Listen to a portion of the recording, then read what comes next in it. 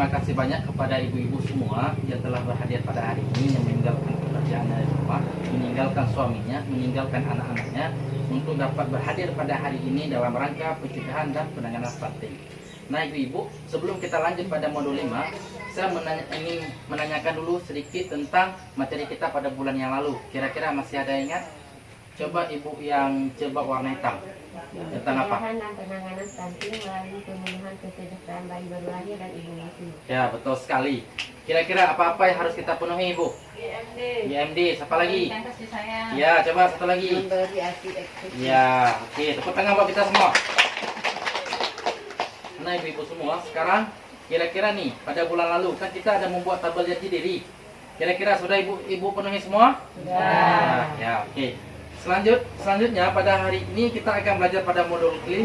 Modul 5 ini terdiri dari 4 sesi.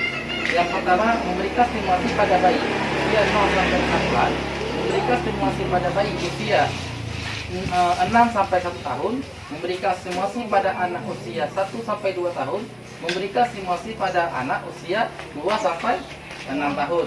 Nah, pada hari ini kita akan belajar tentang memberikan stimulasi pada bayi usia 0 sampai 6 bulan, Bapak Ibu. Nah, sekarang saya ingin membuat 3 kelompok. Yang mana coba kita buat 3 kelompok. Coba bentuk kelompok ini kelompok 1, kalau saya pindah lagi, ini kelompok 1, yang di tengah kelompok 2, yang sudut sini kelompok 3. Ya. Nanti ibu masing-masing kelompok ini coba dibagikan. Nanti masing-masing kelompok akan membuat 2 buah jam. Yang mana jam itu terdiri dari jam 1 sampai jam 12, jam 13 sampai jam 24. Nah, ibu-ibu. Oke, sudah siap semua? Kumpul. Ya, silakan kumpulkan kembali. Nah, ini adalah ini kita tempelkan jamnya. Ini adalah jam yang sudah ibu-ibu buat per kelompok tadi. Nanti ibu-ibu harus saya minta satu orang untuk diskusikan di depan untuk satu orang kelompok mempresentasikan hasil kelompoknya sendiri. Nah ibu-ibu, kira-kira nih antara jam 1 sampai jam 12 dan jam 13 sampai jam 24, hal apa yang sering dilakukan oleh bayi? Udah. Hal apa? Ibu-ibu menuliskan hal apa yang sering dilakukan oleh bayi. Oke. Harus mengidentifikasi terhadap jajar apa. Kira-kira nih ibu-ibu, yang hasil ibu sudah menggambarkan jam tadi. Kira-kira apa-apa aja yang sering dilakukan oleh bayi selama 24 jam? Apa-apa aja? Coba, buka. Tidur. Oke, tidur. Apa lagi? Menyusui. Ya, betul. Apa lagi? Bermain. Oke, betul. Mandi. Ya, betul. Jadi di sini anak yang sering dilakukan dalam rangka 24 jam adalah tidur, menyusui, bermain sendiri, dan mandi. Nah, yang harus ibu-ibu ketahui di sini yang bahwa kegiatan bayi didominasi oleh tidur dan menyusui. Kegiatan menyusui adalah kegiatan yang bisa dimanfaatkan selain untuk pemenuhan gizi.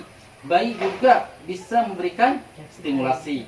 Kegiatan bayi selain daripada tidur dan menyusui juga dapat dimanfaatkan untuk pemberian stimulasi. Karena stimulasi ini sangat penting. Dia dapat membuat anak bertambah cerdas dan sehat. Nah, ibu-ibu semua, di sini ibu-ibu yang harus ketahui yang bahwa pada usia ini bayi memerlukan kegiatan bermain dengan orang yang ada di dekatnya, baik itu dengan keluarganya atau dengan yang ada di sekitarnya, agar anak mendapatkan stimulasi atau rangsangan bagi perkembangan otaknya, sehingga anak tumbuh sehat dan cerdas, sehingga terhindar dari stunting. Nah, sekarang kira-kira kita udah tahu nih tadi apa itu kegiatan anak selama 24 jam, ya kan? Sudah mengidentifikasi, yaitu ada 4 item ini. Kita udah mengetahui cara mengidentifikasi kegiatan anak selama 24 jam. Sekarang kita masuk ke dalam stimulasi. Nah, saya ingin bagikan 4 kelompok. dalam ini 4 kelompok, yang mana 4 kelompok ini, yang kelompok 1, kelompok 2, kelompok 3, kelompok 4. Oke, yang sudut sana kelompok 4 ya. Jadi kelompok 1 namanya bayi menyusui, kelompok 2 bayi menjelang tidur, kelompok 3 yaitu bayi saat mandi, kelompok 4 bayi bermain dengan anggota keluarga. Berarti ada 4 kelompok. Nanti di sini kita akan bermain peran. Bermain peran Bapak Ibu. Jadi bermain peran ini kelompok 2 sampai 3 itu harus ada ayah dan bayi. Sedangkan yang kelompok 1 tadi harus ada 3 orang, yaitu ayah, bayi, dan ibu. Karena kelompok bayi menyusui. Nah, sekarang nanti saya akan orang ibu harus mempraktekkan ke depan bagaimana cara memberikan stimulasi kepada bayi. Setiap kelompok nanti harus mempraktekkan ke depan. Ya, bagaimana cara memberikan stimulasi kepada bayi. Nah, setelah nih ibu-ibu telah mempraktekkan semua nih. Tadi kan ibu-ibu sudah misalnya kelompok 1 sudah mempraktekkan, kelompok 2 sudah. Oke. Sekarang kira-kira bagaimana perasaan ibu saat memberikan stimulasi pada bayi? Senang? Senang. Ada bahagia? Iya. Ya. Apa respon bayi yang diberikan? Hah? Tertawa. Ya, tertawa, tersenyum. Ya, oke, tepuk tangan buat kita semua. Nah, ibu-ibu, jadi bayi ini ibu-ibu harus ketahui yang bahwa bayi menangis bukan berarti rewel, tetapi menangis adalah salah satu cara bayi untuk mengungkapkan perasaan dan kebutuhannya. Bayi mampu merespon dengan cara berceloteh, menangis, tertawa, menatap, tersenyum, menggerakkan tangan, sehingga dan juga bisa menggerakkan kaki. Orang tua perlu memastikan kehadiran secara fisik untuk memberikan stimulasi kepada bayi agar dapat membangun kelekatan dan mendukung perkembangan otak bayi. Nah, nanti ibu-ibu, coba ibu-ibu baca di buku Kia yang ada di tangan ibu masing-masing tentang mempraktekkan stimulasi yang ada dalam buku Kia. Tentang memberikan stimulasi pada bayi usia 0 sampai 6 bulan ya. Nanti coba ibu-ibu praktekkan. Nah, di sini ibu-ibu harus mengoptimalkan bantuan yang telah diberikan oleh pemerintah untuk memberikan stimulasi bagi bayi agar mencegah pendarahan stunting. Dan ibu-ibu harus menuliskan rencana yang akan dilakukan ke depan untuk bulan depan terkait stimulasi pada bayi usia baru lahir sampai dengan usia 6 bulan di tabel janji diri. Nanti bulan depan akan saya tagih apakah sudah ibu jalankan atau belum tabel janji diri seperti pada bulan sebelumnya. Jadi buat 2 lembar, 1 lembar dikumpulkan sama saya, 1 lembar lagi ibu bawa pulang. Oke? Janji diri hal apa yang untuk ibu melakukan stimulasi. Misalnya saya harus memberikan stimulasi apa gitu. Nah, di sini apabila ibu-ibu mendapatkan keluhan ataupun masalah ketika memberikan stimulasi kepada anak, ibu-ibu bisa menghubungi petugas kesehatan yang ada di sekitar kita. Bisa bidan, bisa puskesmas, ataupun bisa saja sama saya, STN Kesos.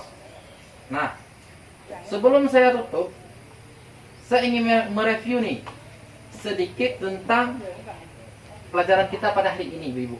Nah, di sini yang pertama kita harus mengetahui tentang hal apa aja yang dilakukan oleh bayi yang usia 0 sampai 6 bulan selama 24 jam. Kan tadi kita sudah mengetahui nih apa-apa aja.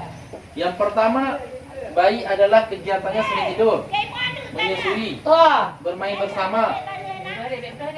Udah, bermain bersama. Dan apalagi tadi? Mandi. Dah, itu kegiatan bayi yang dilakukan selama 24 jam. Nah, sekarang manfaat daripada stimulasi apa? Bisa membuat anak bertambah cerdas. Oke, betul Ibu-ibu. Nah, di sini bagaimana cara membuat anak ada simulasi. Bisa saja yang pertama mengajak ngobrol. Bagaimana mengajak ngobrol? Melakukannya. Kita ajak, Nat sudah mandi ya? Bagus sekali baju hari ini, ganteng. Nah, kayak gitu. Itu mengajak ngobrol. Yang kedua menyanyi. Mengajak bernyanyi kepada bayi. Satu-satu, aku sayang ibu. Dua-dua, aku sayang ayah. Nah, itu mengajak bernyanyi. Yang ketiga mengajak bermain. Nah, bagaimana mengajaknya? Tuk, ja, nah, kayak gitu. Itu juga membuat bayi bertambah senang. Yang keempat, membaca buku atau membaca dongeng. Itu akan menambah wawasan kosakata bagi bayi. Nah, membaca dongeng, misal dongeng apa aja terserah. Yang kelima, mendengarkan musik. Lebih baiknya lagi mendengarkan lantunan ayat-ayat suci Al-Quran. Oke. Yang keenam, memijat bayi. Bagaimana cara memijat bayi? Mungkin ibu-ibu lebih tahu daripada saya. Dengan cara apa? Telangkan, digusur dikit-dikit kayak gitu. Yang ketujuh, memeluk bayi dengan penuh kasih sayang. Nah, seperti ibu-ibu praktekkan tadi. Jadi, itulah kesimpulan kita pada hari ini. Kira-kira ada yang ingin bertanya? Ada yang ingin bertanya? Tidak ada? Jelas penjelasan kita hari ini? Jelas. Oke, baik. Mungkin ini saja yang dapat saya jelaskan. Lebih dan kurang saya mohon maaf. Wabillahi taufiq wal hidayah. Assalamualaikum warahmatullahi wabarakatuh. Tabah janji diri jangan lupa dikumpul ya.